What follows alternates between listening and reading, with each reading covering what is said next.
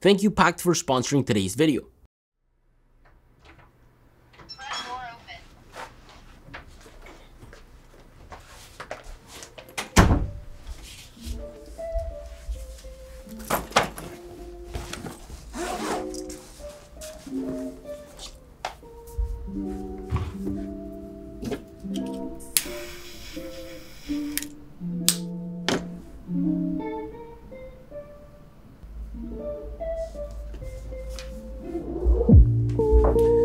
Good morning.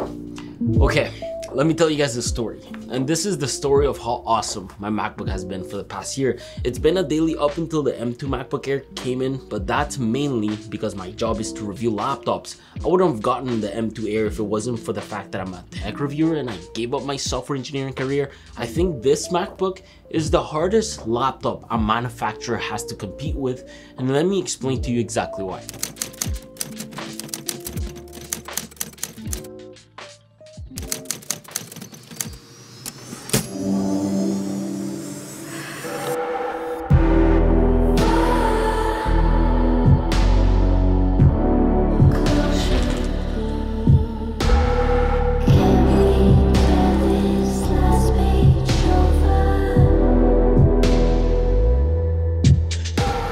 Okay, if I was to copy MKBHD and draw a graph of people, this here represents the amount of people this laptop can be used by, and this represents the amount of people that can benefit from a laptop like the M2 Air. So of course, naturally, when you pay more money, you get more power and you can do more, but not everyone will truly benefit from all that.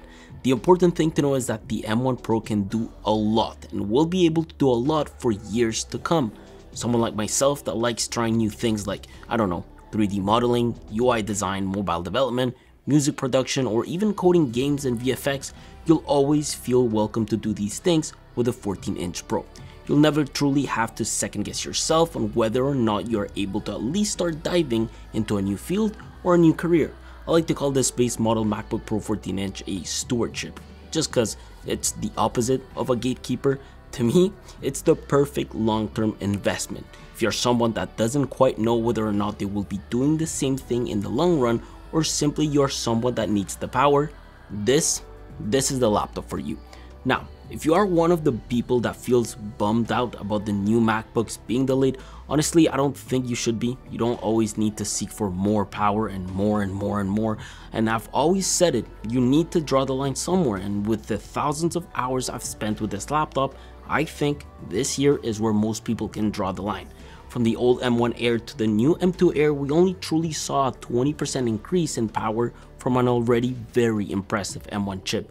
From my understanding and from my experience, I'm not quite sure if waiting 5 months and spending potentially a lot more money is even worth it. I've been doing some research for the past week and it truly doesn't look like we will be getting any design changes. Apple usually likes to stick to the same design for several years, and since last October we had a redesign, the odds are we won't be getting another one now.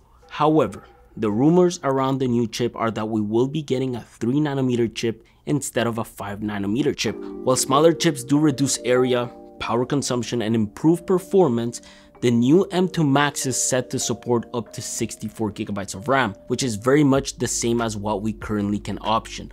A couple of other rumors include a new OLED display, center stage for the camera, and maybe Face ID coming to the Max, but a lot of people are very skeptical of those features even happening before 2023 or even 2024. I'm also hoping that with the new MacBook Pros, we won't see a chip shortage within the NAND modules. I don't want to have a super powerful laptop with mediocre RAM speeds, and so if we were to compare this Gen's Pro with the next Gen's Pro, I'm not even too sure if it's even worth the wait. This of course applies to people that need the MacBooks right now or people that just want to save money. With all that being said, my experience with this laptop has been wonderful. It's the laptop I bring with me practically everywhere when I need the power, especially recently with my moving, building things in the condo, setting up the living room, and filming. So portability wise, a 14-inch laptop cannot get any better, and it really isn't as heavy to carry around as most people would think. Thanks to Pact, by the way, I was able to bring this and a lot more to the condo. I now live on one of the highest floors of the building, and so one-way trips are a must. Pact recently sent their travel backpack where I was able to fit my laptop, the charger, a PlayStation, the controller, and much more. This happened on filming day when I was filming our G2 review, and so their travel backpack is amazing. These are backed by lifetime warranty. It's carry-on size, which is great for traveling. It also has a dual compartment clamshell design, and it overall delivers 20 unique features. Things like a removable packable hip belt, a waterproof pocket for toiletries and leaky items, exterior water bottle pocket, and even an anti-theft pocket, so you can put their new Mojito wallet inside. I like this wallet because it's super practical to carry around, but most importantly, it has an RFID blocking liner, which is different from my personal wallet that needs an actual RFID card. This here can fit up to 6 cards, you can carry cash, it has an elastic loop to keep your card secure, and cool enough, it's made out of an animal-friendly leather alternative. I'll leave a link down below where you can check out all of their Mojito colors. Okay, so I've always said it, the new MacBook builds are so solid. Over the year, I felt so comfortable carrying this around. It delivers the perfect amount of bulk and thickness, especially for the amount of ports it has. With a more boxier design, not only I'm not afraid to carry it around with me, but it's also key to cooling and battery life. Even when I was editing on Premiere the other day while shooting the living room, I never found it got uncomfortably warm on the top of the chassis or the fans producing an unbearable amount of noise. And since this is most likely a laptop you will be bringing with you at all times, I've particularly found MagSafe to be more and more useful. My battery life experience has been absolutely wonderful when it's fully charged. I'd say I get around 12 hours of continuous use. These things include running the MacBook at full brightness, watching Netflix, consuming YouTube content, messing a bit with CodePen when I'm bored, emails, and whatnot. So no, I haven't really experienced any sort of battery degradation throughout the months. I honestly see 4 to 7 hours of use if I'm very much pushing this to the max, probably hours an Intel laptop could only dream of even seeing. And I am talking about doing things like video editing, relearning Swift on the side, Lightroom, and other things. I also don't particularly take care of my battery. I charge it whenever I want with whatever I want, and I haven't really seen any downsides to that. It does offer fast charging, which if you guys know me, I'm known for never charging my devices. So the fact that I can get a quick 50% charge in about 30 minutes with this is pretty impressive. I also used my M2 MacBook Air mini charger, the small one, the 30-watt one, and impressively enough, in like an hour and a half or 2 hours or so, I was able to fully charge this. The only thing I can't comment on is how well does the battery degrade if left docked at all times. I also can't comment on how much will the heat affect the keyboard when I'm in clamshell mode. Reason why I say this is because if you've been following me on Instagram for a while, you guys know that my 2017 15-inch MacBook Pro keyboard sadly stopped working because of the heat. I used to run that laptop on clamshell mode while coding, and the heat really messed up a few keys. Thankfully, Apple were cool enough to replace the whole board for free at the time, but because those laptops used to be so freaking thin, with this new bulkier design, heating dissipation is so much better. I never experienced insane burning hot temperatures above the function keys, or even my keyboard getting annoyingly hot. However, the bottom can get quite warm. It's sometimes annoying to have on the lap or on the bed. It typically can warm up my bed, which I hate. So what I did was I kept this cooling stand Moth sent me a while back. You guys have been asking me what the heck is under my MacBook Pro. So yeah, that's it. When it comes to the typing, it's been absolutely amazing. It's my second most favorite keyboard of all times. That's because after trying the XPS 13 Plus keyboard, this definitely falls second. But as a whole, the user experience this delivers is definitely the best. I don't find my wrist digging the edges much when typing on it, whether I'm using the cooling stand, I'm on my bed with my laptop holder, on my sofa, editing on the kitchen counter and whatnot. I truly enjoy the experience this keyboard delivers. Continuous great travel, great key size, amazing fingerprint sensor that I never miss. However, wear and tear is sort of a thing.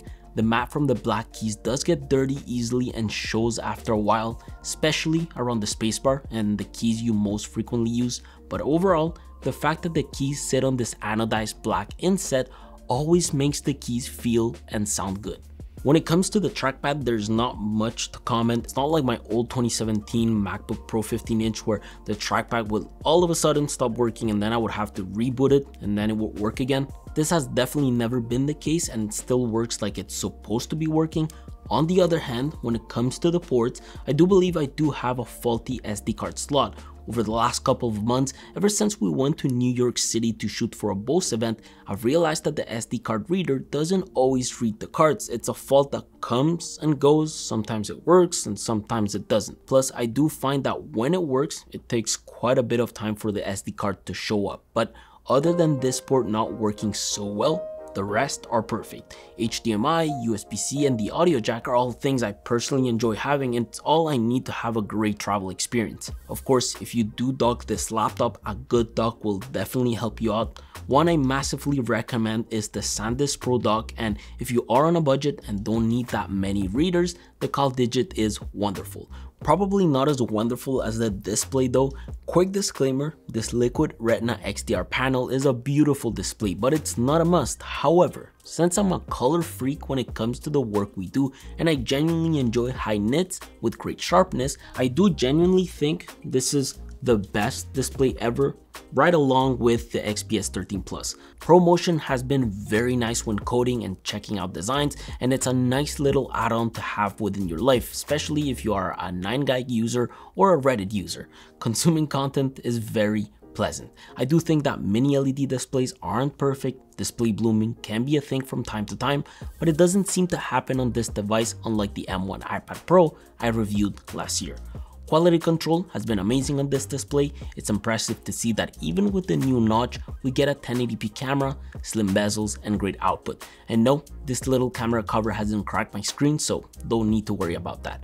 Okay, so I like to think about the M1 Pro as the best bang for your buck, other than the M1 Air of course. But if we were to talk performance and compare these among the pros as well as what's to come, the M1 Pro is so capable. It's a CPU that invites you to power, to do things the Air and the 13-inch Pro can't do, and to do most things something like the M1 Max does. You will discover new opportunities, you can try new things, enjoy great battery life. The processing power of the M1 Pro is what truly has me excited for most people, and it's been truly keeping me excited this whole time. I can clock this thing at higher speeds and enjoy the power it offers across most apps. I tried an M1 Max a while back, and honestly, I only saw the difference in Premiere Pro, which is an app that's known for crashing and for being a horrible ROI.